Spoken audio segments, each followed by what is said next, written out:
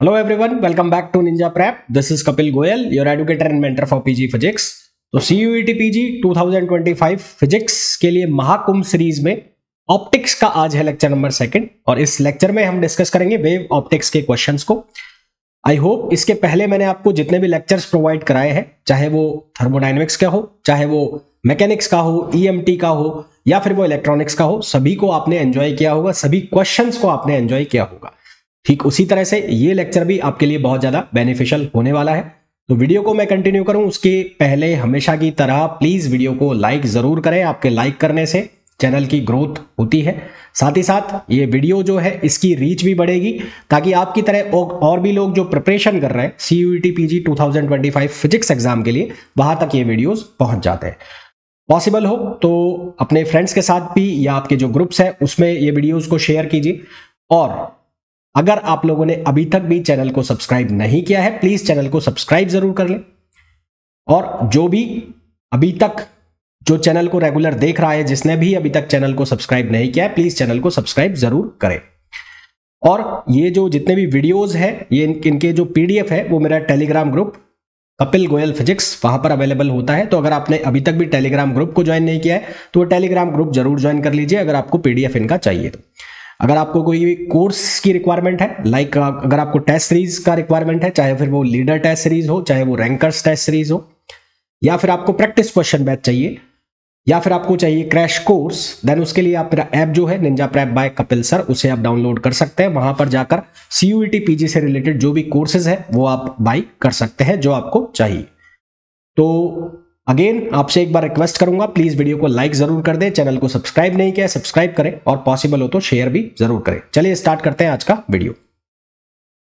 तो question number 1 की अगर बात की जाए तो क्वेश्चन नंबर 1 में हमें बोला गया है transparent film of refractive index, ये 1.5 है, 1/5 नहीं है, इसको करेक्ट कर लेना, 1.5 है ना। 1.5 is viewed in reflected monochromatic light wavelength of 6000 angstrom. If the angle of refraction into the film is 60 degree, what is the smallest thickness of the film to make it appear dark. तो जो transparent film वाला जो हम formula पढ़ते हैं ना, जिसमें हम ये एडिशनल पाथ डिफरेंस का कॉन्सेप्ट यूज करते हैं, तो वो कॉन्सेप्ट यहां पर यूज होना है।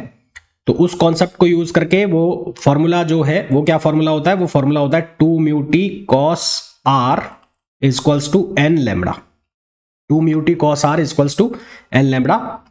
तो t की वैल्यू हो जाएगी n लैम्बडा अपॉन 2 और mu cos r, 2μ cos r। n की वैल्यू ले ली हमने 1, लैम्बडा जो है उसकी वैल्यू हम ले लेते हैं 6000, तो 6000 इंटू 10 पावर -10 ओवर 2, म्यू की वैल्यू हो गई 1.5 और cos 60 डिग्री हो जाएगा 1/2, है ना। तो 2 से 2 कैंसिल हो जाएगा। तो इसको जब हम सॉल्व करेंगे तो यहां से t की वैल्यू हमारे पास आएगी 4 इंटू 10 पावर -4 mm। बड़ा ही सिंपल सा क्वेश्चन था, बस आपको ये जो फॉर्मूला है ट्रांसपेरेंट फिल्म में जो हम यूज करते हैं, जिसमें एडिशनल पाथ डिफरेंस का यूज करके हम ये फॉर्मूला बनाते हैं, तो ये फॉर्मूला आपको आना चाहिए, है ना। नेक्स्ट क्वेश्चन पे आ जाओ। नेक्स्ट क्वेश्चन में बोला है what would be happen if the wavelength of the light was increased in a Young's double slit experiment. ये एक्सपेरिमेंट लिखा हुआ है, एक्सपेरिमेंट।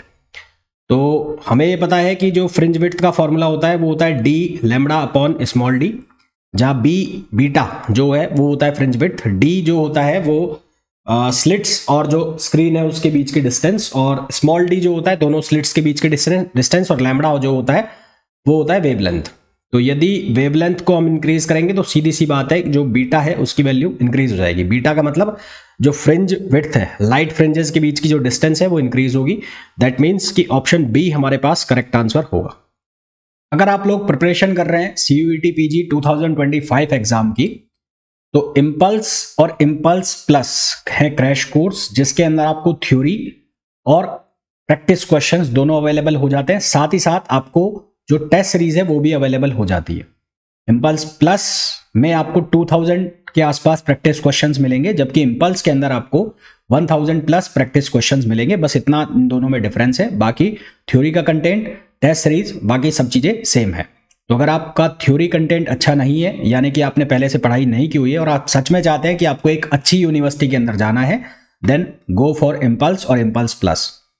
और अगर आप ऐसे स्टूडेंट हैं जिन्होंने जैम के प्रिपरेशन किया हुआ है या सेल्फ प्रिपरेशन करके भी आपने जो थ्योरी है वो अपना स्ट्रॉन्ग किया हुआ है, पर CUET PG के रिलेटेड जो क्वेश्चंस है या फिर क्वेश्चंस के ऊपर आपका कमांड नहीं है, आपको क्वेश्चंस सॉल्व करने में प्रॉब्लम हो रही है, then go for Sanjeevani batch. Sanjeevani batch is a practice question batch जिसमें आपको प्रैक्टिस क्वेश्चंस मिलेंगे विद प्रॉपर फॉर्मूला के साथ आपको सॉल्व कराया गया है।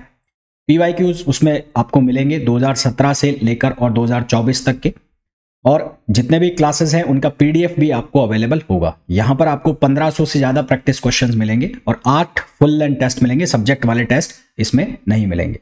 लैपटॉप एक्सेस हर एक बैच के अंदर अवेलेबल रहेगा। अगर आप लोग CUET PG crash course join करना चाहते हैं या प्रैक्टिस बैच ज्वाइन करना चाहते हैं तो उसके लिए आपको डाउनलोड करना पड़ेगा मेरा app Ninja prep app by Kapil sir, जिसे आप गूगल प्ले स्टोर से डाउनलोड कर सकते हैं। साथ ही साथ अगर आपका प्रैक्टिस क्वेश्चन भी प्रॉपर है, आपने क्वेश्चंस की प्रैक्टिस भी प्रॉपरली की हुई है, थ्योरी भी आपकी ठीक ठाक है, आपको लगता है ज़्यादा टाइम नहीं है, टेस्ट सीरीज मिल जाए और उसके अकॉर्डिंग मैं प्रिपरेशन करूं, तो आप टेस्ट सीरीज ज्वाइन कर सकते हैं। लीडर टेस्ट सीरीज आप ज्वाइन कर सकते हैं। लीडर टेस्ट सीरीज जिसके अंदर आपको 17 पार्ट एंड सब्जेक्ट टेस्ट मिलेंगे, पार्ट प्लस सब्जेक्ट टेस्ट, और 7 जो है वो आपको फुल लेंथ टेस्ट मिलेंगे। 7 जो टेस्ट है वो फुल लेंथ टेस्ट मिलेंगे। ये जितने भी टेस्ट हैं इनके PDF सॉल्यूशंस भी आपको मिलेंगे और वीडियो सॉल्यूशंस भी आपको अवेलेबल रहेंगे। तो ये कुछ भी कोर्स आपको ज्वाइन करना है तो उसके लिए आपको डाउनलोड करना है Ninja prep app by Kapil sir, जिसे आप गूगल प्ले स्टोर से डाउनलोड कर सकते हैं। और अगर आप iOS यूजर हैं देन डिस्क्रिप्शन में इसका लिंक है, उस लिंक को फॉलो कर आप iOS पर यानी कि एप्पल मोबाइल पर भी इस ऐप का यूज कर सकते हैं, है ना। नेक्स्ट क्वेश्चन पे आ जाओ। नेक्स्ट क्वेश्चन में है व्हेन अ माइका शीट जो उसका रिफ्रैक्टिव इंडेक्स है वो 1.5 है, of thickness 6 × 10⁻⁶ metre is placed into a path into a path of light was emerging from one of the two coherent source in a Fresnel biprism experiment. The central fringe gets shifted through, ये throw लिखा हुआ है, through 5 fringe width the wavelength of the light। अब इसका simple सा formula है।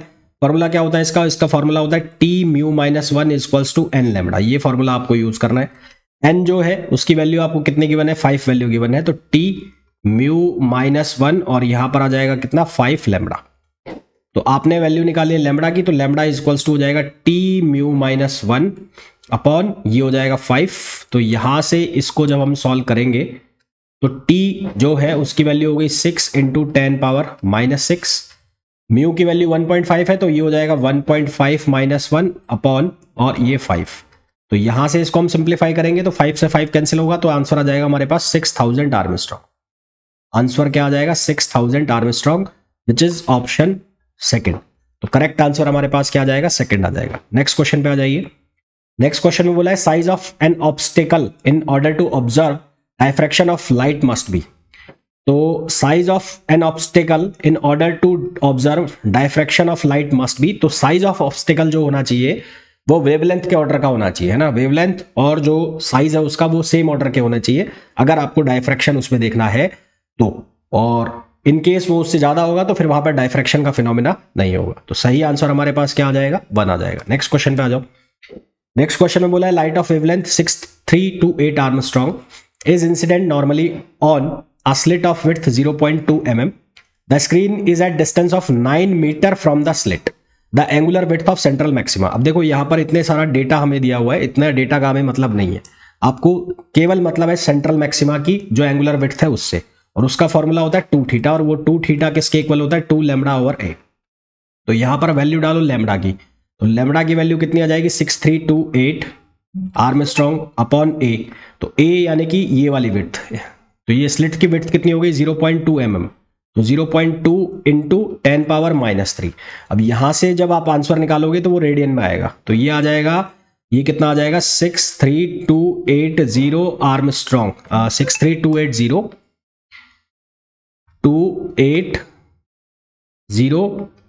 10⁻² Armstrong में रहेगा ये। ये आएगा रेडियन में, है ना, ये किस में आएगा, रेडियन में आएगा, यहाँ आर्मस्ट्रॉन्ग में लिखा हुआ है, ठीक है। इसको कन्वर्ट करना है आपको डिग्री में, जब डिग्री में कन्वर्ट करोगे तो इसको 0.36 डिग्री हो जाएगा। 0.36 डिग्री कैसे हो जाएगा कि आप इसको मल्टीप्लाई कर दोगे 180 डिग्री अपॉन पाई से, तो फिर ये कन्वर्ट हो जाएगा 36 डिग्री के अंदर। फिर ये आर्मस्ट्रॉन्ग को हटाओगे यहाँ से 10⁻⁻10 से मल्टीप्लाई करोगे तो फिर सॉल्व हो जाएगा ये। नेक्स्ट क्वेश्चन पे आ जाओ। नेक्स्ट क्वेश्चन में बोला है from Brewster's law Brewster follow that the angle of polarisation depends upon. तो एंगल ऑफ पोलराइजेशन जो है वो डिपेंड करता है किसके ऊपर, वेवलेंथ ऑफ लाइट के ऊपर। रीजन बीइंग कि जो म्यू है यानी कि रिफ्रैक्टिव इंडेक्स है वो चेंज होता है with the wavelength of light, और जो ब्रूस्टर्स लॉ है वो यही तो कहता है म्यू इक्वल्स टू 10 IP, है ना। तो ये किस पे आएगा, आंसर क्या आ जाएगा हमारे पास, थर्ड आ जाएगा, थर्ड। तो मैं अब लिख भी देता हूं, because refractive index changes with the wavelength of the light, with the wavelength of the light. Refractive index changes with the wavelength of the light, and Brewster angle IP is directly proportional to or directly related to the refractive index, and Brewster angle is directly related to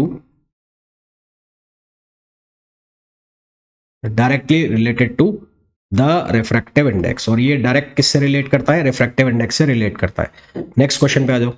next question में बोला है light transmitted by Nicol prism. अब Nicol prism का फंडा क्या है कि unpolarise light जो है, अनपोलराइज लाइट आएगी, पहले तो अनपोलराइज लाइट आई। अब ये जो लाइट है दो पार्ट में टूटेगी, एक ओ रे और एक ई रे। एक बनेगी ओ रे और एक बनेगी ई रे। ओ रे का मतलब है ऑर्डिनरी और ई रे का मतलब है एक्स्ट्रा ऑर्डिनरी। अब ये जो दो लाइट्स हैं इनमें से किसी भी एक लाइट को यदि उसके पाथ से डिफ्लेक्ट करा के पोलराइज कर लिया जाए तो हमें प्लेन पोलराइज्ड लाइट मिलती है। कौन सी लाइट मिलती है, प्लेन पोलराइज्ड। तो प्लेन पोलराइज्ड लाइट मिलेगी निकोल प्रिज्म के रिजल्ट से। तो प्लेन पोलराइज्ड लाइट यानी कि ऑप्शन सेकंड, ठीक है, ऑप्शन सेकंड। अच्छा, निकोल प्रिज्म का एक क्वेश्चन आपसे और पूछा जा सकता है, किस प्रिंसिपल पर काम करता है, तो डबल रिफ्रैक्शन के प्रिंसिपल पर काम करता है। डबल रिफ्रैक्शन के प्रिंसिपल पर ही काम करता है, डबल रिफ्रैक्शन प्रिंसिपल। ये क्वेश्चन भी पूछा जाता है कि निकोल प्रिज्म जो है वो किस प्रिंसिपल पर काम करता है, तो डबल रिफ्रैक्शन के प्रिंसिपल पर काम करता है। Phenomena of double refraction. Double refraction के फिनोमेना में both e ray and o ray obeys the law of refraction. E ray and o ray do not obey the law of refraction. देखो जो law double refraction है उसमें दो तरह के crystal होते हैं, एक होता है यूनिएक्सियल और एक होता है बाईएक्सियल। तो डबल रिफ्रैक्शन की अगर मैं बात करूं, डबल रिफ्रैक्शन, तो अगर मैं बात करता हूं डबल रिफ्रैक्शन की, तो यहां पर दो तरह के क्रिस्टल है, एक है यूनिएक्सियल और एक है बाईएक्सियल। यूनिएक्सियल बाईएक्सियल। तो यूनिएक्सियल में भी बनेगी दो रे, एक बनेगी ओ रे और एक बनेगी ई रे। एक बनेगी ओ रे और एक बनेगी ई रे। यहां पर क्या होगा, ओ रे जो है, ओ रे वो फॉलो करेगी लॉ ऑफ रिफ्रैक्शन को और स्नेल्स लॉ को, है ना। Follows law of refraction and Snell's law. और जबकि जो ई रे है वो डू नॉट फॉलो, ये फॉलो नहीं करेगी। और अगर मैं बाईएक्सियल क्रिस्टल की बात करूं तो बाईएक्सियल में both O and E rays do not follow refraction law। दोनों ही रिफ्रैक्शन लॉज को फॉलो नहीं करेंगी, ठीक है, दोनों ही रिफ्रैक्शन लॉज को फॉलो नहीं करेंगी। अब यहां पर एक क्वेश्चन जो है इसमें कुछ भी क्लियर नहीं है कि कौन सा बाईएक्सियल क्रिस्टल है, यूनिएक्सियल क्रिस्टल है। तो उसके अकॉर्डिंगली फिर जो हम आंसर है वो क्या लिखेंगे कि ओनली जो ओ रे है वो ओबे करेगी लॉ ऑफ रिफ्रैक्शन को। तो only O ray obeys the law of refraction, क्योंकि बाईएक्सियल में तो दोनों ही फॉलो नहीं कर रही है। अच्छा, यहां पर एक क्वेश्चन आपसे ये भी पूछा जा सकता है कि यूनिएक्सियल के कौन कौन से एग्जांपल होते हैं। तो यूनिएक्सियल के जो क्रिस्टल एग्जांपल होते हैं उसमें आता है टूरमैलिन, एक आता है क्वार्ट्ज और एक आता है कैल्साइट। तो इसके एग्जाम्पल कौन से हो जाते हैं? कैल्साइट, एक हो जाता है टूरमेलिन और एक हो जाता है क्वार्ट्ज। ये एग्जाम्पल हो जाते हैं किसके? यूनी एक्सियल के। इसी तरह से पूछ लिया जाता है आपसे बाई एक्सियल में। तो बाई एक्सियल के केस में जो इसके एग्जाम्पल बन जाते हैं वो बन जाता है टोपाज बाई एक्सियल में, और एर्गोनाइट। टोपाज और एर्गोनाइट ये एग्जाम्पल हो जाता है किसके? बाई एक्सियल के। ये क्वेश्चन भी पूछ लिया जाता है कि इनमें से कौन से टाइप का क्रिस्टल है। नेक्स्ट क्वेश्चन पे आओ। For the light of particular wavelength the optical rotation theta of its plane of polarization by the optical active substance vary with its length L optic. अब देखो लॉ ऑफ ऑप्टिकल एक्टिविटी, उसके मैं relation लिख रहा हूं, याद रख लेना। Law of optical activity, optical activity, तो इसके मैं रिलेशन लिख रहा हूं, याद रख लेना। Theta proportional to L, L का मतलब है लेंथ, थीटा का मतलब है जो ऑप्टिकल रोटेशन एंगल है वो, theta proportional to C, C का मतलब है concentration, theta proportional to 1 lambda square यानी कि जो वेवलेंथ है उसका स्क्वायर। और बहुत सारे सॉल्यूशंस हैं तो उस केस में theta equals to theta 1 plus theta 2 plus theta 3 and so on. तो यहां से अगर आप देखोगे तो theta is proportional to L, तो हमारे पास आंसर कौन सा आ जाएगा? ये आ जाएगा सेकंड। अगर आप लोग प्रिपरेशन कर रहे हैं CUET PG 2025 एग्जाम की, तो इम्पल्स और इम्पल्स प्लस है क्रैश कोर्स, जिसके अंदर आपको थ्योरी और प्रैक्टिस क्वेश्चंस दोनों अवेलेबल हो जाते हैं। साथ ही साथ आपको जो टेस्ट सीरीज है वो भी अवेलेबल हो जाती है। इम्पल्स प्लस में आपको 2000 के आसपास प्रैक्टिस क्वेश्चंस मिलेंगे, जबकि इम्पल्स के अंदर आपको 1000 प्लस प्रैक्टिस क्वेश्चंस मिलेंगे। बस इतना इन दोनों में डिफरेंस है, बाकी थ्योरी का कंटेंट, टेस्ट सीरीज, बाकी सब चीजें सेम है। तो अगर आपका थ्योरी कंटेंट अच्छा नहीं है, यानी कि आपने पहले से पढ़ाई नहीं की हुई है और आप सच में चाहते हैं कि आपको एक अच्छी यूनिवर्सिटी के अंदर जाना है, देन गो फॉर इम्पल्स और इम्पल्स प्लस।